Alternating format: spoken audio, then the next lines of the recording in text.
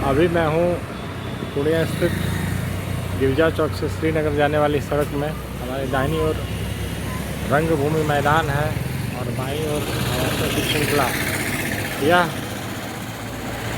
पूर्णिया का British colony हुआ करता था 18वीं और 19वीं शताब्दी में, और इसी के एक छोर पर प्रोफेसर रामेश्वर प्रसाद साहब का के पिताजी का मकान था। वे यहाँ के प्रसिद्ध जमींदार और बैंकर थे। और प्रोफेसर रामेश्वर प्रसाद इतिहासकार, ब्रिटिश इंडिया की हिस्ट्री के विशेषज्ञ, और वो जब छात्र थे तो उन्होंने इंग्लैंड स्थित इंडो अफ्रीकी स्टडी सेंटर में शोध किया। उसके बाद भारत से फ्रीडम फाइटर्स की बायोग्राफी की सीरीज़ निकली थी, उसमें उन्होंने काम किया था। और कई सारे जब उनसे हमारी मुलाकात हुई 2003 में, उस समय से लगातार वो शोधरत थे, अवकाश प्राप्त हो चुके थे और राजस्व के विषय पर आधुनिक भारत में राजनीतिक विचारधाराओं का उदय जैसे कई विषयों पर लगातार शोधरत रहे, लेकिन उन्होंने उसे प्रकाशित करने में अभिरुचि नहीं ली। और उनकी सबसे बड़ी उपलब्धि थी पूर्णिया ज़िले को रीडिस्कवर करना। उन्होंने खोज किया कि इसकी स्थापना कब हुई थी, डुकरेल के बारे में बताया लोगों को। इसी की वजह से पूरा पूर्णिया उन्हें जानता है, नमन करता है। आज हम आए हैं, उनकी मृत्यु 2017 में हो गई। संयोग से मैं नहीं आ सका था।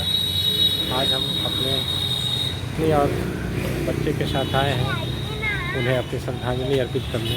उनके भतीजे से मेरी बात हुई और मैं उन्हें बुलाता हूँ। साहब का घर और बागीचा, जहाँ कभी हम बैठा करते थे, जाड़ों की धूप में यहाँ बैठते थे। पीछे तालाब, उनका गैरेज और ये उनका बागीचा, उनकी लाइब्रेरी बहुत सुंदर थी। ये प्रोफेसर साहब का पुस्तकालय है जहाँ हम लोग बैठा करते थे। बिमल जी हैं प्रोफेसर रामेश्वर प्रसाद के भतीजे, उनसे हम सुनते रचनाओं को या अपनी कृतियों को या अपने शोधों को प्रकाशित करने में कोई अभिरुचि नहीं लेते थे। और मैंने उनको कई बार कहा, लेकिन न जाने क्यों उनको इन सब चीज़ों से विरक्ति हो गई थी। लेकिन शोध वो बहुत करते थे, लगातार लिखते रहते थे, पढ़ते रहते थे। तो आप लोग बताइए, आप तो उनके परिवार के सदस्य हैं, क्या हम सही कह रहे हैं? बिल्कुल, उनका खास मान का रिसर्च था। हाँ, जो कि मैसिव रिसर्च था। उसे डिटेल रिसर्च शायद ही बिहार में कहीं हुआ। रेवेन्यू विषय ना। हाँ, उसी के कारण हमसे उनका संपर्क हुआ था। वो 2003 में शोधरत थे और हम आए थे यहाँ। हमारी भी रुचि राजस्व में थी, तो राजस्व विषयों में थी। तो फिर उसके बाद एक हमारे बीच दोस्ती तो नहीं कर सकते हैं, क्योंकि उनके और हमारे पिता पुत्र से भी ज़्यादा का अंतर था, लेकिन वो हमको अपने पुत्र के समान ही मानते थे। एक बार उन्होंने हमसे अनुमति मांगी कि आपकी पत्नी को हम बहू कह सकते हैं। हमने कहा कि बिल्कुल कह सकते हैं। बहुत खुश हुई। उसके बाद विमल जी वो कहीं निकलते नहीं थे, आप जानते हैं, लेकिन हर एक दुर्गा पूजा के नवमी को हमारे घर उस अपने फिएट चला के जाते थे। तो हमको बड़ा आश्चर्य हुआ। बाद में हम पूछे और लोगों से पूछते, बोले कि इस दिन जो आशीर्वाद दिया जाता है वो अच्छा होता है, इसीलिए हम आते हैं। तो ये बात भी हमारे हृदय को छू गई। जब तक वो रहे, हमारी बात लगातार उनसे 15 दिन, 20 दिन, मैक्सिमम 1 महीना में हो ही जाती थी। या तो वो करते थे या फिर हम करते थे। पूर्णिया की खोज की डुकरेल के बारे में, तो वो उसकी कहानी मैं बता दूं कि इसी ज़िला के अधिकारी ने मुझसे कहा, चूँकि वो जानते थे कि हम कुछ पढ़ते लिखते हैं, तो उन्होंने कहा कि भाई ऐसा ऐसा है, क्या तुम देखो इसको, पूर्णिया के स्थापना के बारे में कुछ बताओ।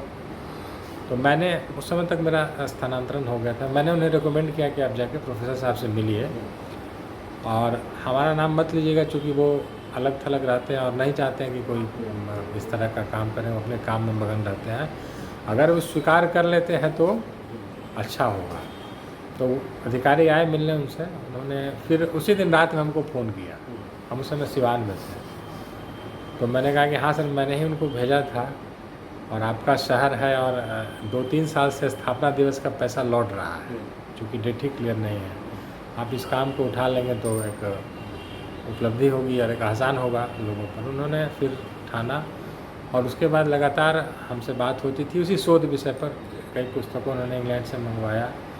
एक चीज़ जो थी वो कि डुकरेल के बारे में एक तथ्य मुझे मिला। हम भी उस समय देख रहे थे, हमसे बात होती थी, कुछ कुछ हम भी उनको इनपुट देते रहते थे। एक तथ्य पता लगा कि उन्होंने एक सती होने जा रही स्त्री से विवाह किया। वो तथ्य मैंने उनको बताया, फिर उसका प्रमाण उनको दिया जिस किताब में थी। अबू तालिब की वो ट्रैवलॉग में उसका विवरण था, वो जाके उनकी वीडियो से मिला था लंदन में, वो दिया। तो उसके बाद उन्होंने, उनका एक शिष्य था, आप जानते होंगे, मिस्टर झा, हाँ, क्या नाम, एन झा। एन झा साहब हिंदुस्तान के रिपोर्टर हैं यहाँ के। उन्होंने वो तथ्य बताए और उसका एक डिक्टेशन भी उनको दिया। फिर छवा अखबार में तो वो चीज़ें हाईलाइटेड हुई। और 2007 अब आज मैं कहूँ किसी को कि मैंने उस काम में उनका सहयोग किया था तो कोई इसको विश्वास नहीं करेगा, इसलिए नहीं करेगा। और वो कितने दूरदर्शी थे वो मैं आपको बताता हूँ। उन्होंने जो आर्टिकल तैयार किया उसकी एक कॉपी हमको भेजी, ये मेमो लगा करके कि बिना आपके सहयोग के ये शोध संभव नहीं था, इसकी ज़रूरत हमको नहीं थी। लेकिन वो शायद उनको लगा था कि भविष्य में कोई इस बात को नहीं मानेगा, तो उन्होंने मुझे एक्नॉलेज किया। ये सोचिए कितनी उनकी दूरदर्शिता थी। आज तो कोई बड़े बड़े काम में लोग एक्नॉलेज नहीं करता है, अपने सभी अपने रिसर्च स्कॉलर से लिखवा लेता है और अपना नाम दे देता है, और हम तो रिसर्च स्कॉलर भी नहीं थे। एक विमल जी, उनका जो लिखा हुआ सब सुरक्षित है ना, तो उसको अरेंज करके फिर हम लोग देखते हैं कि कैसे जो है छपवाया जाए। और ये जो उनका पुस्तकालय है, हम चाहेंगे कि उन्हीं के नाम पर इसका एक नाम रख दीजिए, इस कक्ष का, प्रोफेसर रामेश्वर सिंह स्मृति पुस्तकालय। और इसको आप इंटैक्ट रहने दें पुस्तकालय के रूप में ही। नहीं, आप आज नहीं, ये पीढ़ी दर पीढ़ी चलता रहा। ये रूम उनका एक छोटा संग्रहालय भी रहे और पुस्तकालय भी रहे, बाकी से तो फिर कोई मतलब नहीं है।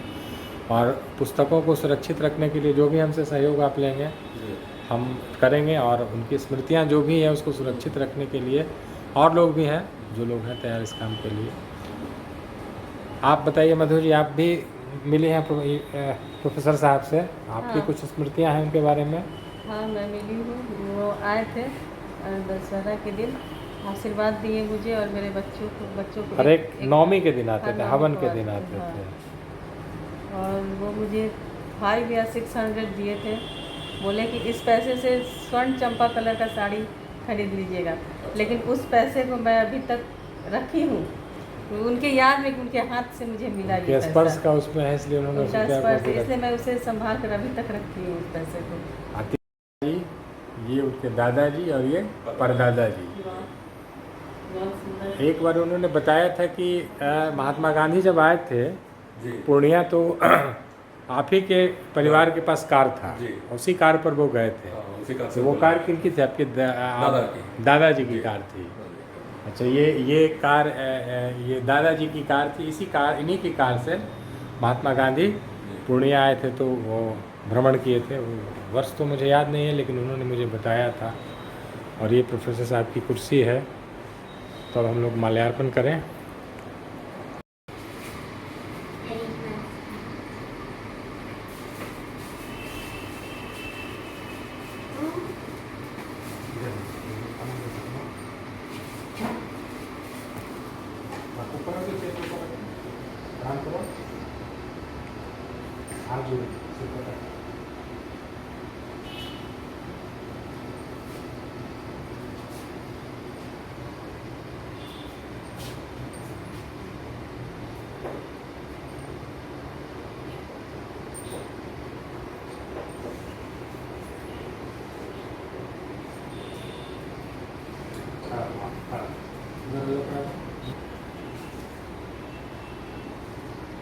फोटो ले लीजिए उसका।